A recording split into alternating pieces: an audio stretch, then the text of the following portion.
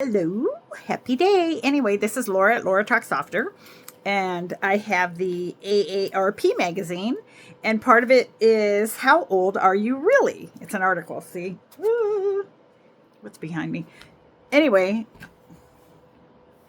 I'm sitting here relaxing. I got the fan going, and I got my feet up, and I'm relaxing, and I'm going to put the phone down, and I'm going to read this article about how old are you really? So just sit back and listen, and maybe you can answer some of the questions. So I'm going to put the phone down, putting the phone down. The phone is down. Anyway, all right. How old are you really? The birthday cards might say you're in your 60s, but you could be aging faster or slower depending on your lifestyle. So keep score, answer each question, and calculate your real age on page 49.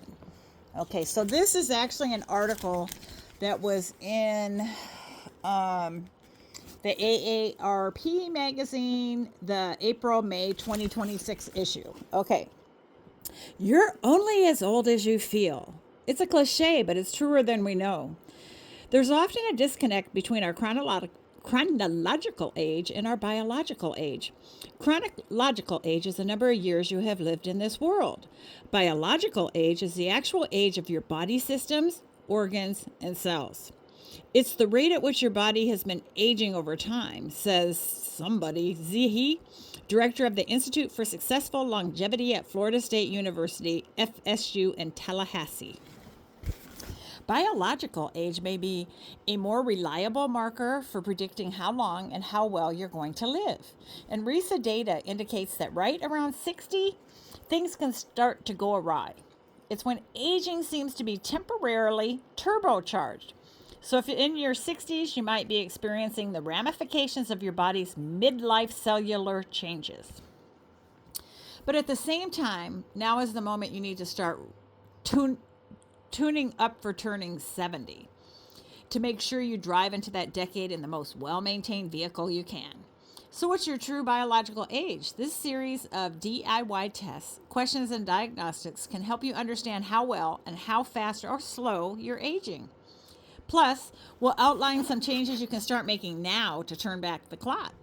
Even small shifts can make a big difference in how much pep is in your step in the decades ahead. Okay, number one. So you ready? Get out some paper or something and do this, or listen to it, or you can listen to it twice. You could listen to it once and then listen to it twice.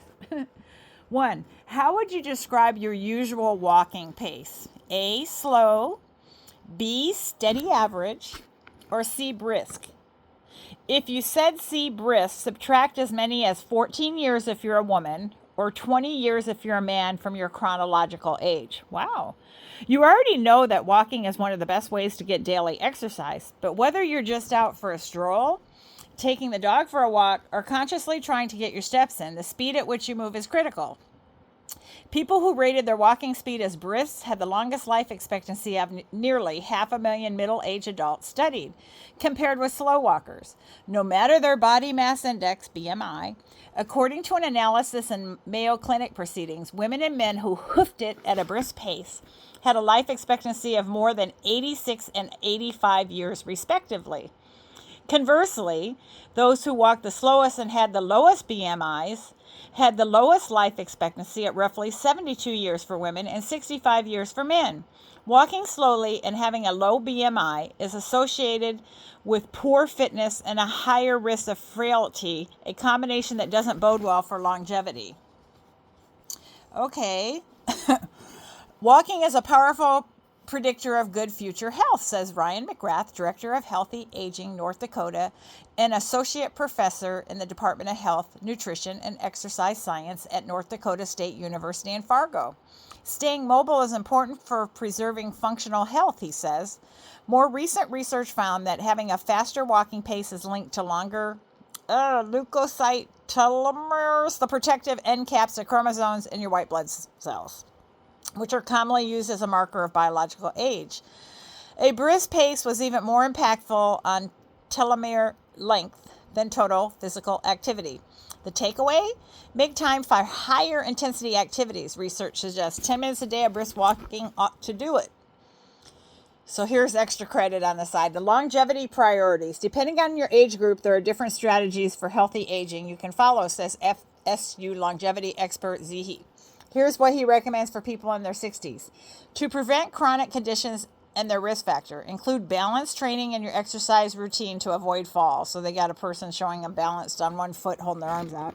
Create strong social connections. Shows a group of people with their arms around each other.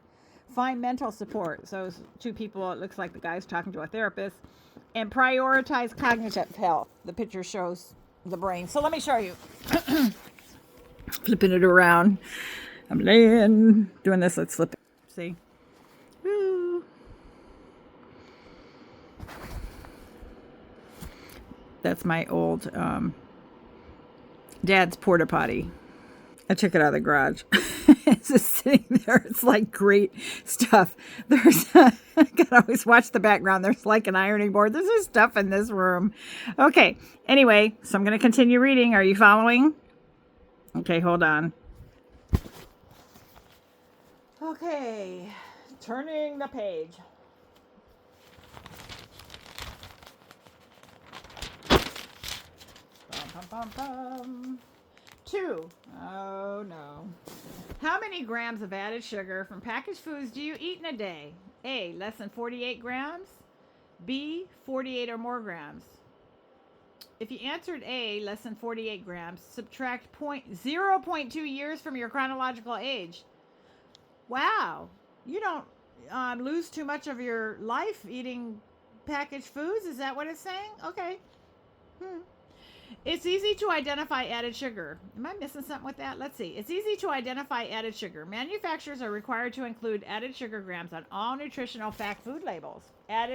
Excess added sugar is linked to a variety of health problems such as obesity, type 2 diabetes, and heart disease. But a diet of foods with too much added sugar also damages DNA, causing an acceleration in cellular aging, suggests a study published in the 2024 in JAMA Network Open. We're not talking about the naturally occurring sugars in foods like fruits or dairy products. Added sugar refers to any form, including cane sugar, molasses, corn syrup, and many additives ending in OSE, such as sucrose, dextrose, fructose, that has been added to food during processing. These types of sugars are in foods like candy, soda, desserts, sweetened cereals, yogurts, and non-dairy milks, and condiments like ketchup and barbecue sauce. The U.S. Centers for Disease Control and Prevention, the CDC, recommends limiting added sugar intake to no more than 48 grams, which is about 12 teaspoons, per day. Wow. Okay, number 3. How much fiber do you eat per day?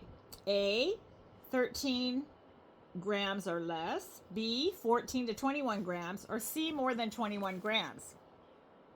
If you answered C, more than 21 grams, subtract 4 years from your chronological age.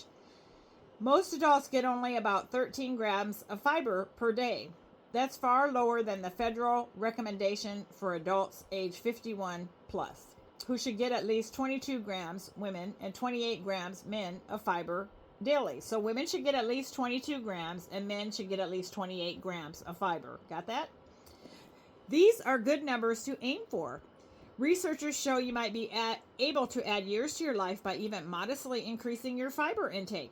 In one study, people who consumed 10 grams of fiber for every 1,000 calories, equal to 20 grams of 2,000 calorie day diet, had cells 4 years younger than their birthday cake age. Fiber, the digestive and heart-friendly nutrient found in fruits, vegetables, whole grains, nuts, and seeds, reverses the age of your cells, provided you're getting the amount your body needs. It may quash harmful inflammation and reduce oxidative stress to keep telomeres long. Plus, it slows digestion and helps control blood sugar, reducing your risk of diabetes. You can hit the 22 grams a day mark by eating half a cup of beans, a couple slices of whole wheat bread, an apple, and a half a cup of cooked broccoli. Want more foods to choose from? Here are some of the best sources of fiber. So they talk about high fiber cereal, lima beans, artichokes, navy beans, small white beans, beans, raspberries, lentils, pinto beans, blackberries, and black beans. So I'm still here. Let me show it to you. Hey, that's what I'm reading. Da, da, da, da, da, da. Let's go to the next page. All right. So that was, we know 1, the walking, how fast you walk, the grams of added sugar in your packaged food. 3 was how much fiber do you eat per day. The 4th one is rate the 4 questions below. In the past month, how often have you felt that you were unable to control the important things in life? Never, that's 0. Almost never, a 1. Sometimes 2. Fairly often 3. Very often 4. So you're in the past month, how often have you felt that you're unable to control the important things in life? 0 being like, how often have you felt that you were unable, I've never, felt that way. Almost never, sometimes, fairly often, and very often, to 4. Okay, in the past month, how often have you felt confident about your ability to handle your personal problems? 4 is never. Almost never is a 3. Sometimes is a 2. Fairly often is a 1, and very often is 0. So in the past month, how often have you felt confident about your ability to handle your personal problems? So hopefully you feel very often that you can handle your personal problems, because that's a 0, and then it goes, higher, 1, 2, 3, 4, if it's never feeling that way. In the past month, how often have you felt that things were going your way? Never is a 4. Almost never, 3. Sometimes 2. Fairly often 1. Or very often, 0. In the past month, how often have you felt difficulties were piling up so high that you could not overcome them? 0 is never. 1 is almost never. Sometimes is a 2. Fairly often is a 3. And very often is a 4. So you add these up, I guess. A total of 10 or more indicates high levels of perceived stress. Add 0.2 years to your age. So you're still better off walking fast. Okay. People who go through difficult and challenging things, high stress, trauma, PTSD, are more likely to have health issues, says Kyle Barasa, Senior Research Fellow in Psychology Department at Georgetown University in Washington, D.C. That much may be obvious, but he also wanted to look at whether these factors independently speed up biological aging, and that's exactly what we found. He says having a high level of perceived stress sped up aging more than 2 months each year, magnitude similar to that of smoking. Barrasa's 2023 research found why, in part because we often react to stress with unhealthy behaviors like drinking alcohol, having a poor diet, losing sleep, and skipping social events. Stress also promotes inflammation that causes cells to age faster. Although his study looked at adults 32 to 45, Barasa notes, there's no reason to expect the link between stress and aging to be different among older adults. But there's more going on. The key is perceived stress, meaning that we think about stress, meaning what we think about stress and how we face it matters, since it affects how we age. The hope is that directly lowering perceived stress may have slowing effects on aging. Okay. Extra credit on here. It says stand up, sit down, live longer.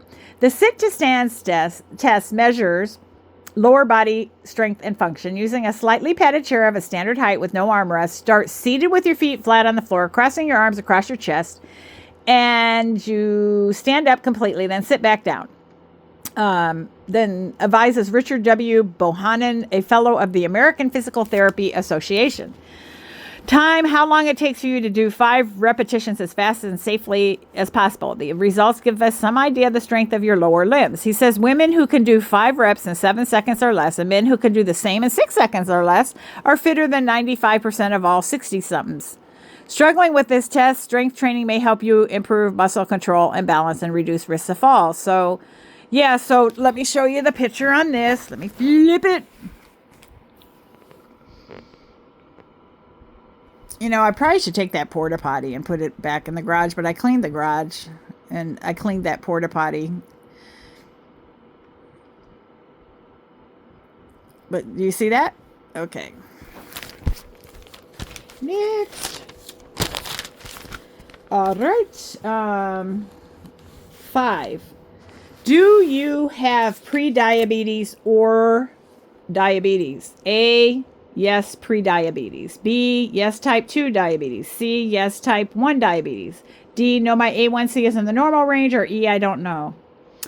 If you answered A, yes, pre-diabetes, or E, I don't know, Add 2.7 years to your chronological age. Wow. So if you're pre-diabetic or you don't know, you're adding 2.7 years, to your chronological age. That's not a good thing.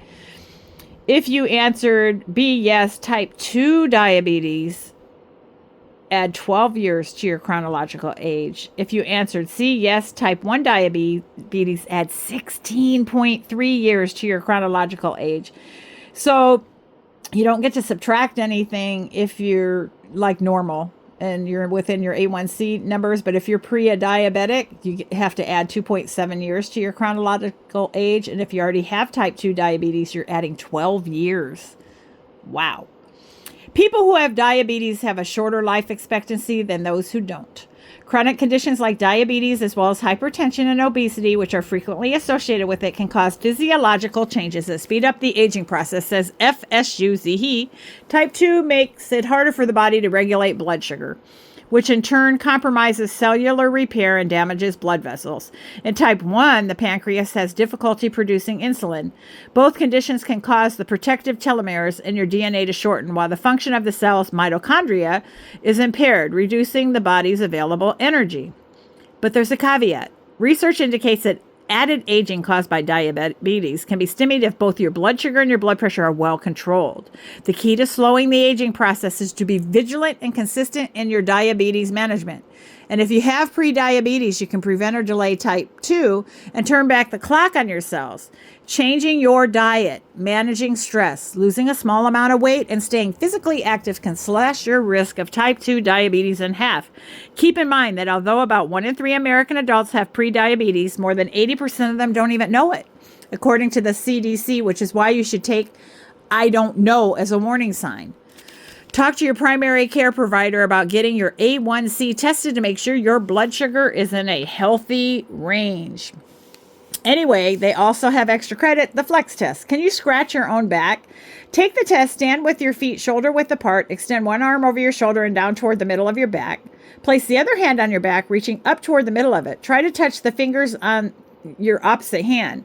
If they won't touch, ask a partner to use a ruler to measure the distance between your fingers. Practice and test 2 times. Compare your test scores with the results below. Below average for a woman is more than a 3.5 inch gap. Average is less than 3.5 overlap up to 1.5, and above average overlap more than 1.5 inch. Men, below average more than a 7.5 inch gap, average 7.5 to 1 inch gap, and above average less than a 1 inch gap. This test is part of measuring fitness among other older adults, since upper body flexibility is needed for independence with age. Think getting dressed and reaching for an object. Shoulder flexibility starts to decline around age 55, with more prominent drop-off starting at 70. Poor flexibility is associated with a high risk of mortality from any cause. Do an upper body stretch at least twice a week, focusing on neck, chest, shoulders, and back. So here it is, what I'm reading. You see that? Can you see that? And that's that. So if you want to see that, and can you scratch your own back? Let me show that up there. Okay. Are you listening? Are you still here? That was like the whole thing about the A1C numbers and how much you're adding to your, biological age or chronological age. Yes, you're adding to your chronological age. Anyway, hold on a minute. I have to see if there's any more to this article. So anyway, if you have listened to this whole reading that I did of the AARP, what is your age thing, let me know in the comments, how old are you really?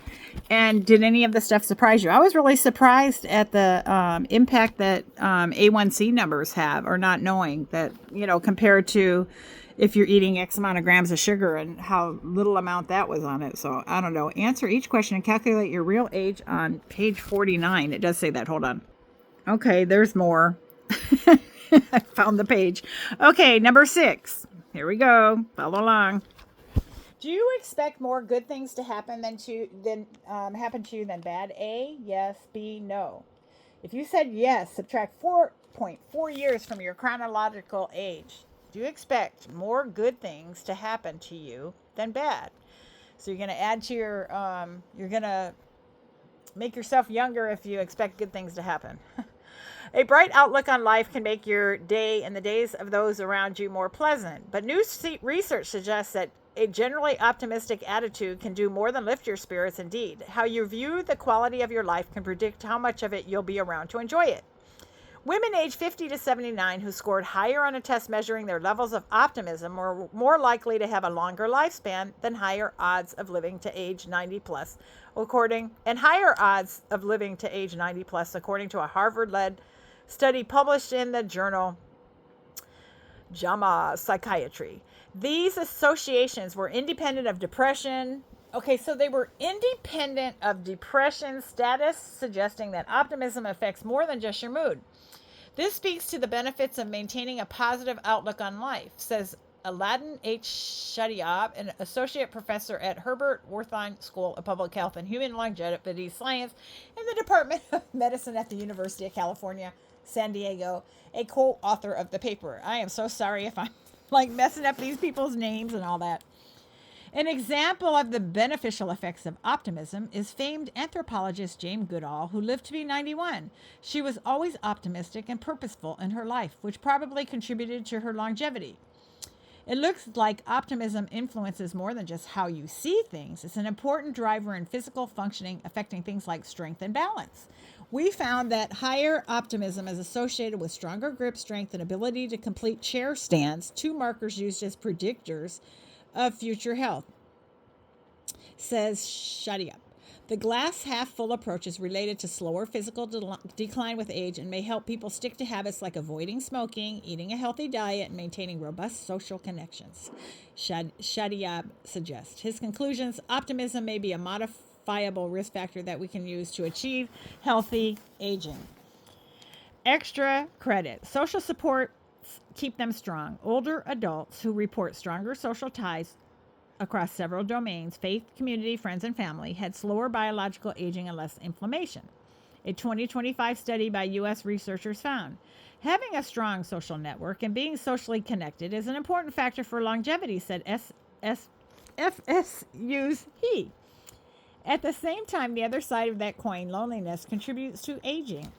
This is a call to examine your relationships and respond with more resounding yes to invites from family, neighbors, and community. And there's one additional move you can make for a more youthful attitude: pursue an age gap friendship. Adults 60 and over who have friends more than 10 years younger than them enjoy more positive perceptions of aging, according to research published in the European Journal of Aging. So having the supportive friends and religion or spirituality, positive relationships with your children, and engagement in your community. So, what the heck? My phone's upside down. Okay. I don't think anybody gets this far. If you're still listening to me, put it in the comments. But I'm going to post it anyway, so there's that. Now I'm flipping over.